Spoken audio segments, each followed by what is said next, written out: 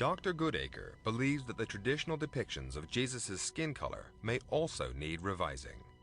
Firstly, most historians would assume that in Jesus' part of the world, people would be darker skinned. In addition, Dr. Goodacre has now found supporting evidence in the Gospels themselves. Matthew writes that when Herod ordered the massacre of children under the age of 2, Mary and Joseph escaped with Jesus to Egypt. Now, it's very unlikely that Jesus would have been able to be hidden in Egypt if he had a very different color skin from the people that were in Egypt. No genetic data is going to tell you that you are Jewish. Read on. For through that country there was a great way to go. For through that country was a great way, a long way to go. Coming from all the way from the Persian Gulf, coming all the way down to Africa, the coast of Africa, the tip of Africa. It was a long way to go. Read on. Namely, of a year and a half. And it took them a year and a half. Why? Because they had to make stops to get what? Water and maybe food. So it took them a year and a half to get from the east all the way to the west, which is known as the Americas, the New World. Read on. And the same region is called Osiris. And that same region is called Osiris, meaning another land, which is known as America. That's the land that they came to, the Americas. Read on. That's it. So that was it, showing you how the tribes came over to the New World. It took them a year and a half to get from the east to the west. Now the Israeli government, with the help of Jewish organizations, believes it's found members of the lost tribe of Manasseh. They're called B'nai Manasseh. And Chris Mitchell has their story now from Jerusalem. You're seeing members of the lost tribe of Manasseh come back to the Promised Land. Recently, they joined with family members who had already immigrated to Israel for a tearful and emotional reunion at Israel's Ben Gurion Airport. This group is part of the largest group in the tribe's history, 218, to return from India and resettle in the land of Israel. What's happening today is nothing less than a miracle of biblical and historic proportions. Michael Freund is the chairman of Shavei Israel, an organization dedicated to bring lost Jews back to Israel.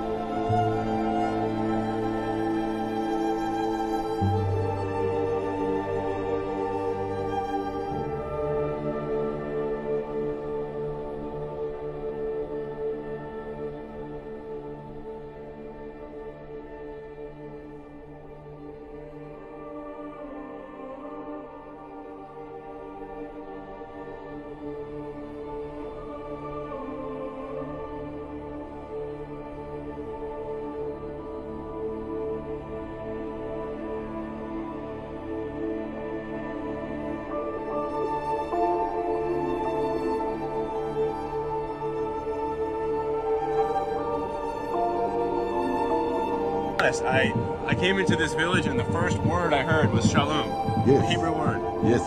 How is that possible? How is it that the Lemba are speaking Hebrew? The Lembas are the original Hebrew. The Lemba story goes like this. Thousands of years ago, they were forced out of Israel and settled in a place called Senna, which is believed to be the present-day Yemen. There, they lived as traders and craftsmen until war or natural disaster pushed them across the Red Sea and into Africa. Then began a slow migration south. Along the way, according to the Lemba, they built great stone cities. It's a claim that's fascinated archaeologists. Why? Because the ruins of ancient stone cities still exist in southern Africa today. It's also where I need to be exploring next. I had no idea how big this site was. Hello? Hop on in. To help me make sense of it, I've asked historian Dr. Magda LaRue to come with me to the site. She's been studying the Lemba for years and has just published a book on the similarities between their social customs and those of the Old Testament Israelites. So Magda, there are specific parallels between the religious practices of the Lemba today and the religious practices of ancient Israelites. Definitely. They've got remnants of an ancient type of Israelite religion. So in a way, they conserve this very special ancient type of It's like old school religion. Yes. But how do they maintain that religious identity? How did they keep it intact for so many years when there was this long journey from Israel down to South Africa? You see, that's a question. I think it's by means of their oral traditions. But they kept themselves separate from other groups. They lived with other peoples, moving with them, migrated southwards. That is one of their salient characteristics, is that they keep up their culture. They just live it. It's hard to believe that these people, who to the casual observer look just like the other African communities they live among, actually do have DNA passed down from Middle Eastern forefathers. This proves that when it comes to race, looks really can be deceiving. This annual festival is a chance for the oral history and traditional songs of the Lemba to be passed on to the next generation. This song tells the story of the Lemba's journey all the way from Israel to South Africa. Having traced this journey, I'm eager to hear what Samuel Moeti thinks about the DNA evidence. So the genetic testing actually proved to the doubters what you and your forefathers have been saying for generations. That must be exciting news. It is. I'll be honest, I hadn't heard of the Lemba. I knew very little about the people. But having spent time making the journey from Jerusalem down through Zimbabwe, having spent time here at this festival, seeing what your people are all about, I can only sum it up in one word, and that's shalom. Shalom. Back of a Bible. Through the Bible, they got pictures of Europeans, false pictures, like this picture here of Christ. That's a false image. Christ is not a so-called white man. Matter of fact, we're going to go and read some of the scriptures. All the children of Israel were so-called black people.